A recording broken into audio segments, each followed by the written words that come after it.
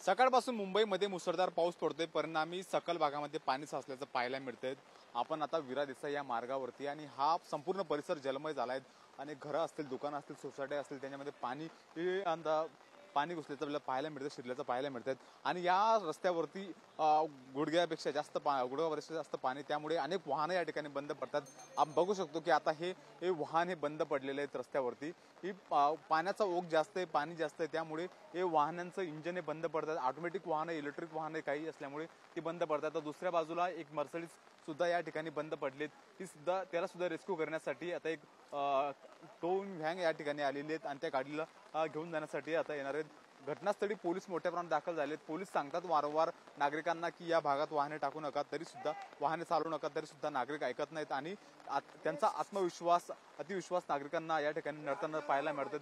पूर्ण 2 ते 3 वाहनं या ठिकाणी ही बंद पडली। आतापर्यंत वेळोवेळी पोलीस येतात आणि त्यांना मदत करतात। अनेक वाहनांना ढकलून सुद्धा बाहेर काढण्यात आलेले, ढकलले सुद्धा आहेत आणि या ठिकाणी ही गाडी बंद पडलीत आणि आता मर्सिडीज जी कार आहेत त्या कारला रेस्क्यू करण्यासाठी या ठिकाणी 2 टोइंग व्हॅन या ठिकाणी आलेल्या आहेत आणि त्यांना बाहेर काढण्यासाठी करणार आहेत। बघू शकतो की पावसाचा पाण्याचा ओघ किती आहे। ज्या वेळेस मोठी गाडी येते त्या टायमाला समुद्राला जशा लाटा येतात तशा लाटा या ठिकाणी पाण्यामध्ये या रस्त्यावरती येत असतात। पूर्ण परिसर हा जलमय झालेला, सोसायटी असतील, घरं असतील, या ठिकाणी ही पाणी झालेलं। MG हेक्टर नावाची महागडी कार ही आणि त्या कारला आता रेस्क्यू करण्यासाठी या ठिकाणी गाडी आलेली आहे। पोलीस सुद्धा या ठिकाणी दाखल झालेले आहेत। पूर्ण परिसर हा जलमय झालाय। दुसऱ्या बाजूला बघायला गेलं तर मर्सिडीज आहे, तिला सुद्धा बाहेर काढण्यासाठी दुसरी एक टोइंग व्हॅन आलेली आहे। 2 टोइंग व्हॅन आलेले आहेत। दोन्ही ज्या गाड्या बंद पडल्यात त्यांना बाहेर काढण्यासाठी सकाळपासून ही गाडी बंद पडलेली होती आणि आता त्यानंतर ही दुसरी गाडी इथे बंद पडलेली आहे। त्या बाजूला बघायला गेलं तर 3 ते 4 वाहने रस्त्यावरती बंद पडलेली आहेत आणि नागरिकांना अक्षरशः या परिस्थितीमधून वाट काढावी लागते आणि पोलीस वारंवार त्यांना सांगतात की या भागामध्ये वाहनं टाकू नका, तरी सुद्धा नागरिक ऐकत नाही, त्यामुळे त्यांना हा भुर्दंड किंवा त्रास सहन करावा लागतोय। बघू शकतो की पूर्ण परिसर हा जलमय झालेला आहे। पावसाचा ओघ जरी कमी झाला असला तरी या भागातला पाण्याचा निचरा झालेला नाही।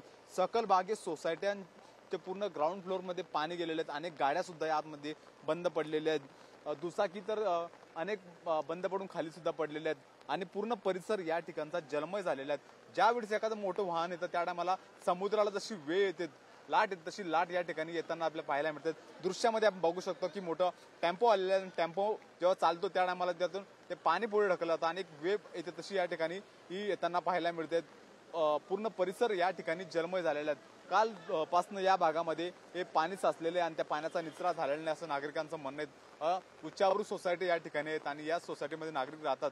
1.5 करोड रुपयाचे घरं घेऊन सुद्धा जर लोकांना आज त्रास सहन करत असतील तर लोकांनी काय करावं असा प्रश्न सुद्धा नागरिक म्हणतात। नागरिक नेहमीच या वारंवार तक्रारी केल्या तरी सुद्धा महानगरपालिकेच्या माध्यमातून सक्षम पंप लावण्यात आला नाही। मात्र या ठिकाणी पूर्ण या विरा देसाई मार्गापासून ते थेट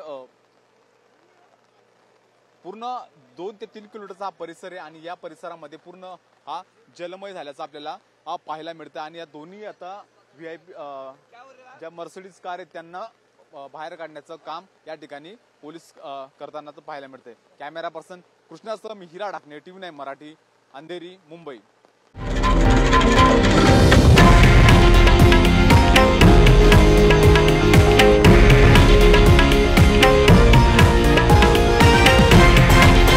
हे आहे देशातील नंबर 1 न्यूज नेटवर्क आणि आपण पाहत आहात TV9 मराठी, एकमेव।